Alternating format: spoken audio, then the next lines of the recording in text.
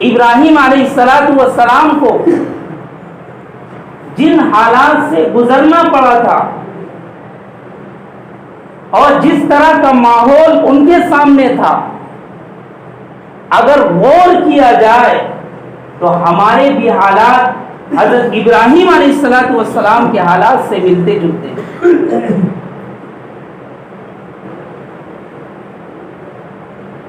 حضرت ابراہیم علیہ السلام کا ذکر قرآن کریم میں تفصیل کے ساتھ اس لیے نہیں کیا گیا کہ واعظین کو، خطیبوں کو، مقررین کو بیان کرنے کا ایک مواد مل جائے، بیان کرنے کا مضمون مل جائے جن کی وجہ سے ان کی تقریر لمبی ہو جائے، بیان لمبا ہو جائے۔ یہ ہرگز مقصد نہیں ہے کہ حضرت ابراہیم علیہ السلام کی ہستی وہ واحد ہستی ہے۔ قرآن کریم میں صرف 2 ہی نبی ایسے ہیں جن کی زندگی اور جن کی سیرت کو قرآن کریم نے مسلمانوں کے لیے، امت مسلمہ کے لیے ایک آئیڈیل اور نمونہ قرار دیا ہے۔ ان میں ایک نبی ہمارے اور آپ کے آقا حضرت محمد مصطفیٰ صلی اللہ علیہ وسلم ہیں، لیکن دوسرے نبی جن کی زندگی کو ایک نمونہ بتلایا گیا قرآن کریم میں، وہ حضرت ابراہیم علیہ السلام کی زندگی۔ قرآن کریم نے فرمایا قَدْ كَانَتْ لَكُمْ أُسْوَةٌ حَسَنَةٌ فِي إِبْرَاهِيمَ وَالَّذِينَ مَعَهُ، کہ ایمان والو، اے مسلمانوں، صحابہ کرام سے اور قیامت تک آنے والے تمام مسلمانوں سے خطاب کیا گیا اور کہا گیا کہ ابراہیم علیہ السلام کی زندگی میں اور جو ان کے ساتھی تھے، جو ان کے ماننے والے تھے،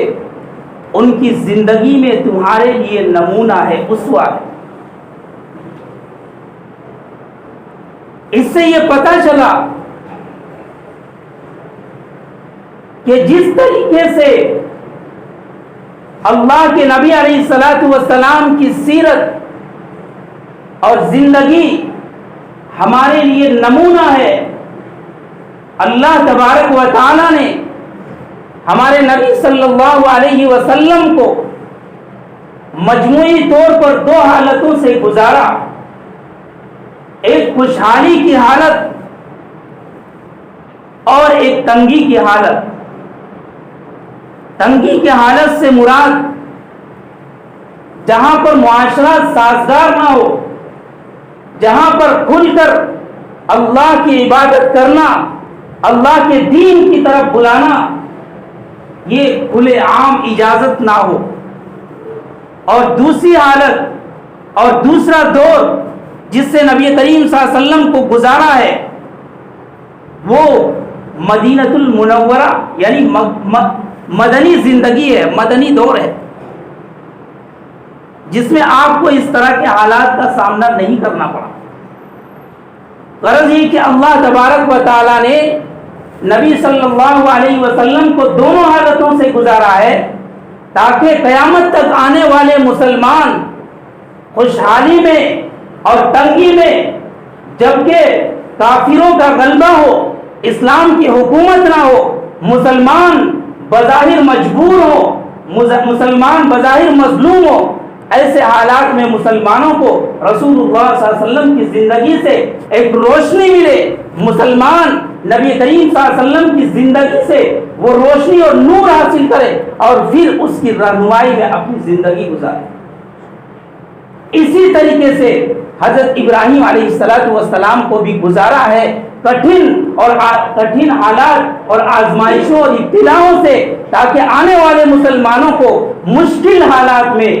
جو ان کے سامنے تھے اس طرح کے حالات میں ایک سبق ملے اور گھبرائے نہیں، استقامت کا مظاہرہ کرے۔ حضرت ابراہیم علیہ السلام کے سامنے کیا حالات تھے؟ اگر غور کیا جائے تو مجموعی طور پر پوری دنیا مسلمانوں سے یہ مطالبہ کر رہی ہے، پوری دنیا کے کافروں کا، دشمنان اسلام کا، جو اللہ اور اس کے رسول کو نہیں مانتے، ان تمام کا ایک ہی مطالبہ ہے کہ مسلمان اپنے دین و مذہب سے ہٹ جائے، اللہ اور اس کے رسول کی فرما برداری سے دستبردار ہو جائے، ہماری تہذیب اور ہمارے کلچر کو قبول کر لے، ہمارے معاشرے کو اپنا لے۔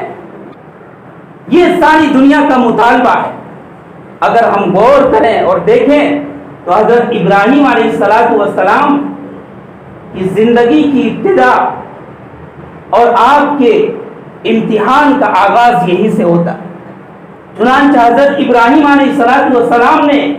جس ماحول میں آنکھیں کھولی ہے، آپ کی پیدائش جس معاشرے کے اندر ہوئی ہے، اگر دیکھا جائے تو پورا معاشرہ بت پرست تھا، پورا معاشرہ سورج کی عبادت کیا کرتا تھا، پورا معاشرہ چاند اور ستاروں کی عبادت کیا کرتا تھا، اور بتوں کی غرض ہے کہ ہر طرح کی چیزوں کی عبادت کیا کرتے تھے جن میں بھی ان کو کچھ عظمت نظر آتا۔ جب معاشرہ یہ تھا تو حضرت ابراہیم علیہ السلام سے بھی یہی چاہتے تھے کہ حضرت ابراہیم علیہ السلام بھی ہمارے معاشرے کو اپنا لیں،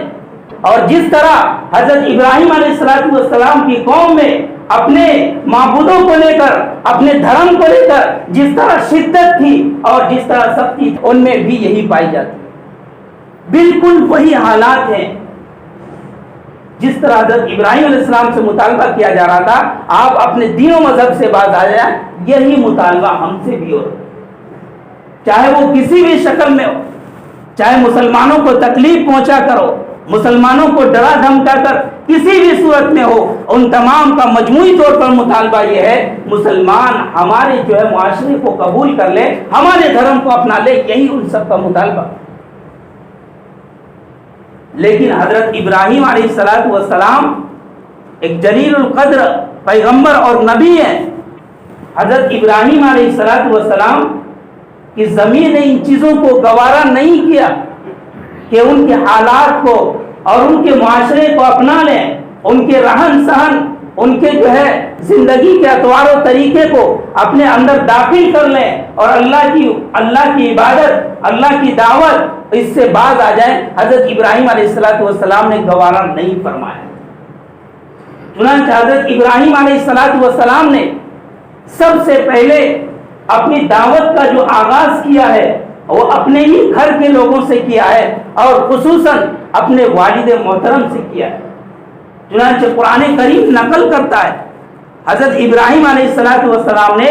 سب سے پہلے دعوت دی اور اپنے والد سے پورے ادب و احترام کے ساتھ کہا،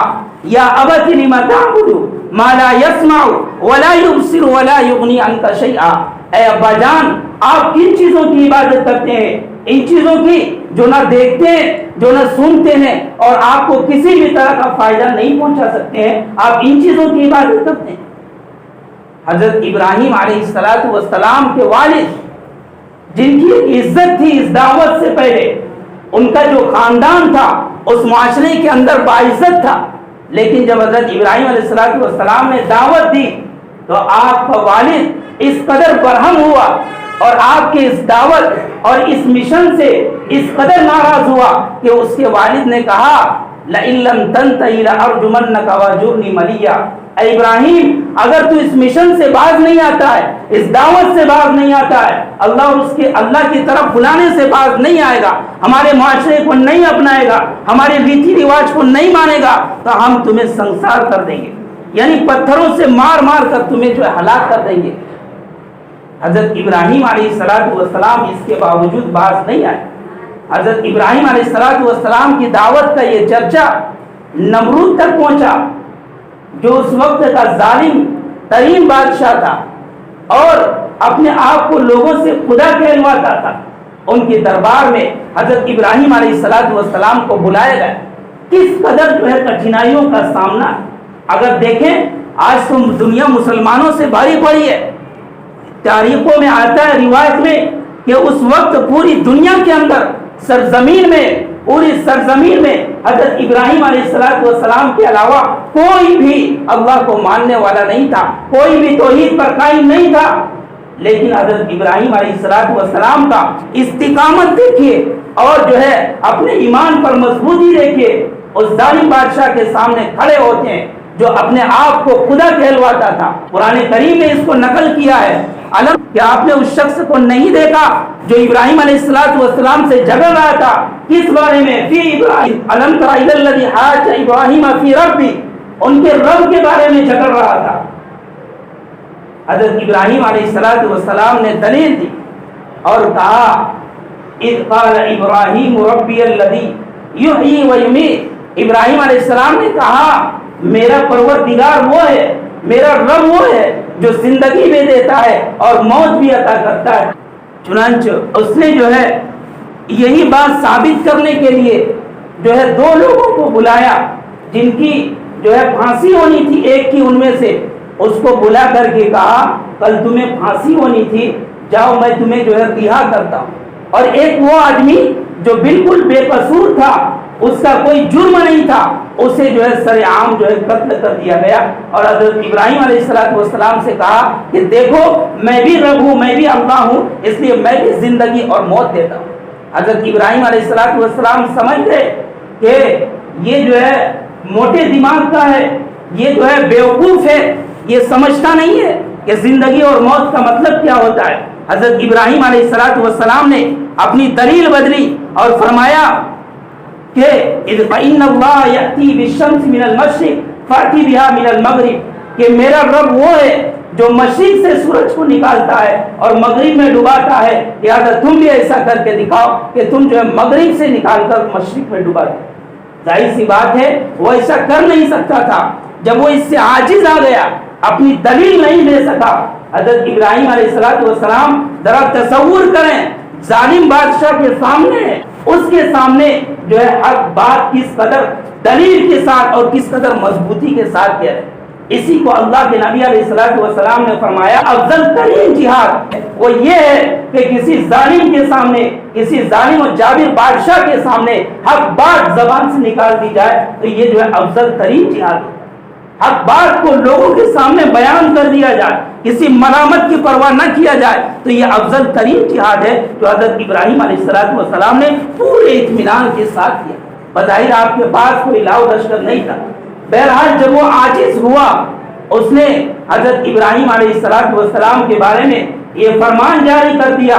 باطل کی یہی عادت ہوتی ہے، جب وہ عاجز آ جاتا ہے دلائل سے تو پھر وہ ذاتیات پر حملہ کرتا ہے اور ذات کو نقصان پہنچانے کی کوشش کرتا ہے۔ چنانچہ حضرت ابراہیم علیہ السلام کے بارے میں یہ فیصلہ سنایا فَأَلْقُوهُ فِي الْجَحِيمِ، ان کو جو ہے آگ میں جو ہے جلا دیا جائے، ان کا کام تمام کر دیا جائے، ان سے جو ہے بحث و مباحثہ سے کوئی فائدہ نہیں۔ بہرحال حضرت ابراہیم علیہ السلام پر کتنے کٹھن مشکلات امتحان آئے، لیکن حضرت ابراہیم علیہ السلام کسی موقع پر پیچھے نہیں ہٹے اور آپ نے جو ہے اپنی زبان سے جو ہے کوئی گلہ شکوہ نہیں کیا۔ ان سے یہی سبق ملا کہ جو ہے قیامت تک آنے والے تمام مسلمان چاہے جس طرح کے بھی حالات ہوں صبر و استقامت کا مظاہرہ کریں۔ اللہ تبارک و تعالی اگر چاہتے تو حضرت ابراہیم علیہ السلام کو ان حالات سے گزارے بغیر، اللہ تبارک و تعالیٰ کو سب علم تھا کہ حضرت ابراہیم علیہ السلام ان امتحانات میں کامیاب ہوں گے یا نہیں، سب علم تھا، لیکن اس کے باوجود اللہ تبارک و تعالیٰ نے ان حالات سے گزارا تاکہ اس بات کی طرف اشارہ ہو جائے کہ مسلمان یہ نہ سمجھیں کہ اب ہم ایمان لانے کے بعد جس طرح اللہ تبارک و تعالیٰ نے آخرت میں ہمارے لیے جنتیں تیار کر رکھی ہے اور آخرت میں ہمارے لیے عیش آرام ہے، اسی طریقے سے ہم دنیا کے اندر بھی نعمتوں کے مستحق ہیں، ہمیں جو ہے مصیبتوں کا سامنا کرنا نہیں پڑے گا۔ اللہ تبارک و تعالیٰ نے اس خیال کو رد فرمایا اور فرمایا وَلَنَبْلُوَنَّكُمْ بِشَيْءٍ مِّنَ الْخَوْفِ وَالْجُوعِ وَنَقْصٍ مِّنَ الْأَمْوَالِ صحابہ کرام سے کہا گیا تھا جن کا ایمان یقیناً ہم سے بڑا ہوا تھا، ان سے بھی کہا گیا ہم تمہیں جو ہے آزمائیں گے، ہر طرح کی آزمائشوں سے گزرنا پڑے گا۔ اس لیے اگر ہمیں بھی گزرنا پڑتا ہے چاہے کسی بھی طرح کے حالات ہوں تو ہمیں جو ہے حضرت ابراہیم علیہ السلام کا وہی راستہ اختیار کرنا چاہیے، یعنی صبر و استقامت کا مظاہرہ کرنا چاہیے، جن کے بدلے میں اللہ تبارک و تعالیٰ نے جب حضرت ابراہیم علیہ السلام نے ان کو پورا کیا، اللہ نے فرمایا کیا عطا فرمایا، انی جاعلک للناس اماما، کہ حضرت ابراہیم علیہ السلام کو لوگوں کا امام بن گیا، امامت اور پیشوائی عطا فرمائی۔